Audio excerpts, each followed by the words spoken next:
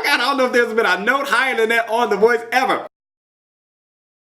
Hey fam, what's up, what's up, what's up? This is Robert Anton here, robertantonnyc.com, coming to you with your no frills, The Voice commentary from a singer. Yes, sirree! It is the second night of Battle Rounds 2, and we got the first big battle right up front, the one I've been waiting for, and I was so happy to see it, so oh my God, I gotta tell you about it! Alright, bring it down, Robert. Bring it down. Oh, Lord have mercy. So we started out, and Kristen Martin is back as mentor, of course. Adam and Blake are the only ones who have a steal left. And we are going to do just a few battles. We only get one montage tonight, thank goodness. And I think I should just say it up front. TeamShakira had Emily B versus Kristen Merlin. Shakira chose Kristen. That was the only montage tonight. Sorry, Kristen. Is this the second time that she's been montaged? What's going on? First, we're going to get to TeamBlake. Sisaundra Lewis versus Gore. They did It's a Man's World. It's a Man's World by James Brown. And they seem to have a lot of chemistry while watching their clips, and even while choosing their song, both agreed totally on what song to do. Both coaches were saying it worked so great after they saw them perform. They were like, you guys are great. It's the first time you sang it through. I mean, what am I gonna say about it, you know? Because they were so friggin' good. They basically told them to follow their instincts, and Chris Martin just told Sisaundra to connect more to the audience, you know, just give them a little more eye contact. Biff started out wailing away immediately in the performance, and Sisaundra came in with such poise and strength. This started on 90. I'm talking about, you know, 100. It started on about 90, okay? They didn't play with it. They started on 90, strong, and from the clips we knew it was going to 155, so both have such expressive voices and bodies.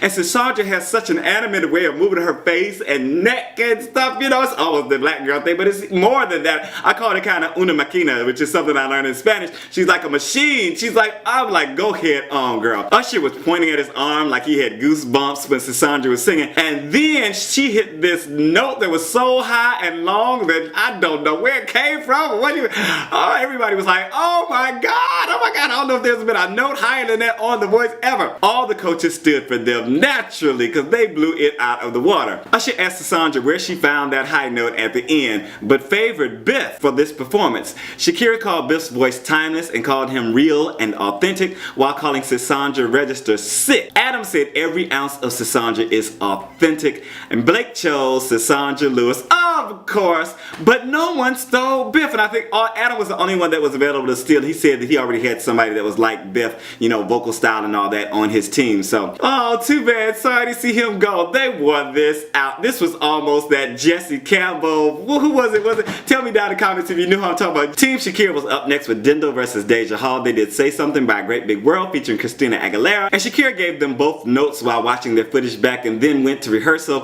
Shakira was trying to get Deja to channel her emotions through something. She was like, you haven't been in love before, but and then Chris Martin was like, well, what about Harry Styles? And he was like, I love him too, yeah.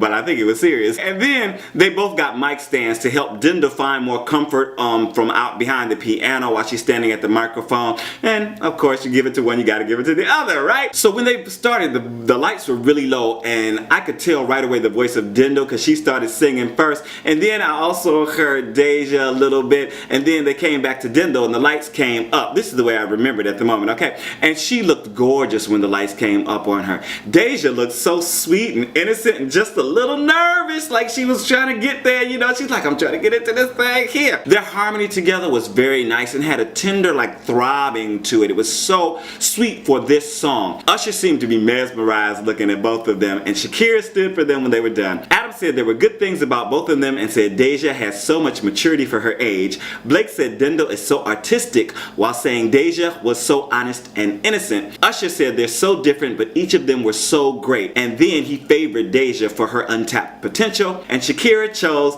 Deja Hall. She said because she's like a sponge and had made the most changes. And if you think I'm like a sponge, where did that come from?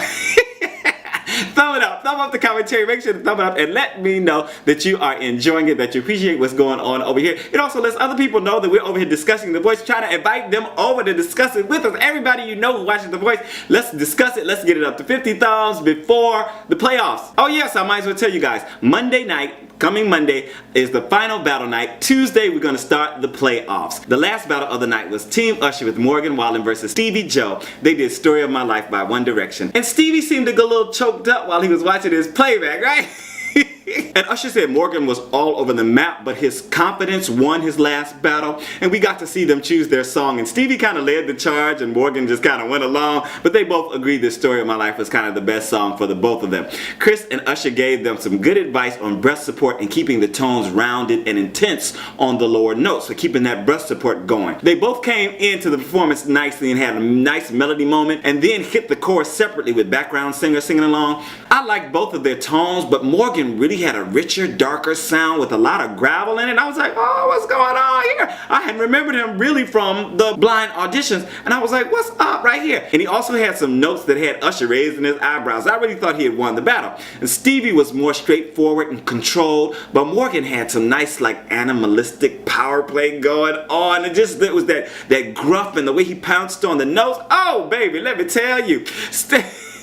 They were both very different, but both very easy on the ears. So Shakira said Morgan sounded like another member of One Direction. Adam called it awesome and said Morgan stepped up his game. Blake said Morgan did some things that he didn't even know he was capable of, and said Stevie's technique never misses. And Usher chose Stevie Jo. He said because Morgan hasn't really gotten control of his voice yet. And Adam stole Morgan. He was like, come here, and then he pushed this button. He said because Morgan has a soulfulness that he doesn't know he has yet. He's still finding his way, and of course he wants to help him find his way. Yeah, this was a short one tonight, but it was a really good show. Did you guys enjoy it? Tell me down in the comments who you enjoyed most. This is Robert Anton, robertantonnyc.com. I am out. Peace.